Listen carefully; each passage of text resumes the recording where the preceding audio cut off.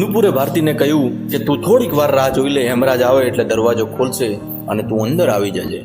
પરંતુ ભારતી એવું જીદ કરે છે કે મારે બીજા પણ અન્ય ઘરોએ કામ કરવા જવાનું છે, મને ઉતાવળ છે, એટલે તમે બાલ્કનીમાંથી ચાવીને ફેંકી દો, હું અંદરની તરફથી દરવાજાને ઓપન કરી અને ઘરની સાફ સફાઈ કરી લઉં. ત્યારબાદ નુપુર તલવાર ઘરની અંદર ગઈ અને પછી ચાવી લઈને બાલ્કનીમાં આવી, ત્યાંથી તેમણે ચાવી નીચે ફેંકી. આ ચાવી લીધા પછી નુપુરે ભારતીને એ પણ કહ્યું કદાચ દરવાજો લોક નથી, પરંતુ માત્ર આંગળીઓ એટલે કે કુંડી મારેલી છે, ફરીથી ચેક કર. પાછા આવીને ભારતી જ્યારે આ દરવાજાને જુએ છે તો ખરેખર દરવાજો લોક નહોતો, પરંતુ માત્ર આંગળો મારેલો હતો.